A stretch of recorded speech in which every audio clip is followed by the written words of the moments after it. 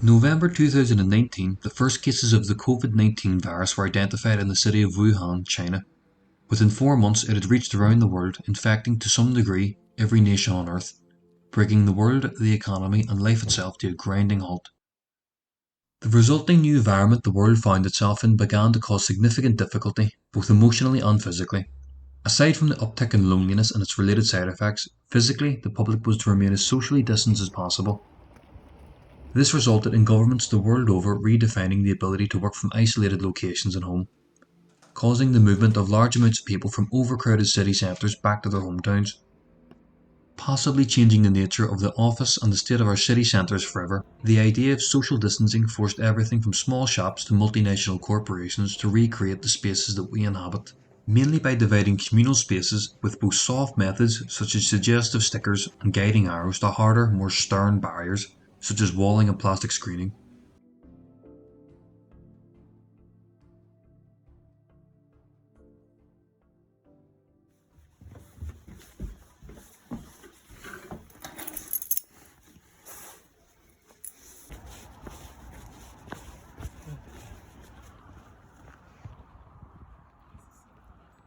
Hello, how's it going? Things have suddenly pivoted from being able to gather to not being able to gather. In 5 years' time, we'll be looking at these lines on walls that say 2 meters, and we'll be thinking, oh, what the hell was that again? And we'll be looking at photographs of screens everywhere and people distant in restaurants recording this moment. It's essential that the cameras are being pointed, that the images have been taken, that they've been put together, collated, and then made accessible. The archive seeks to collect, preserve, and make accessible records of every kind on or relating to the architecture of Ireland. They have a cultural significance. They shed light on the quality, the interactions, the human development side of things. They tell stories that are direct, how a building was created and in what way, and indirect, what a place was like when my granny lived on that street. And architecture is funny in a way because it can seem quite exclusive. You know, the term architectural archive. Well, it's only for architects. It's only for our architectural historians. But architecture is everywhere. It surrounds us. It molds us.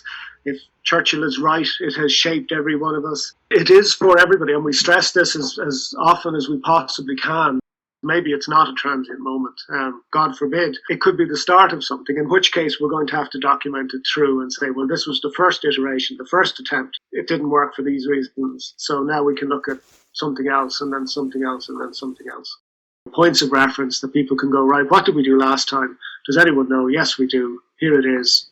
There are some legacies of this that will remain.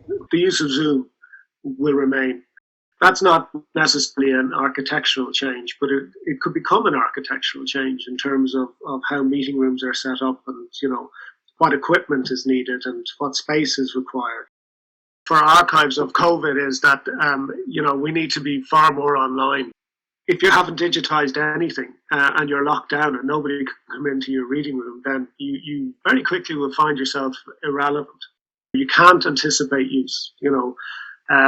It's that old line from, what was the movie? If you build it, they will come. You know, if you have the archive, people will find a question that it can answer.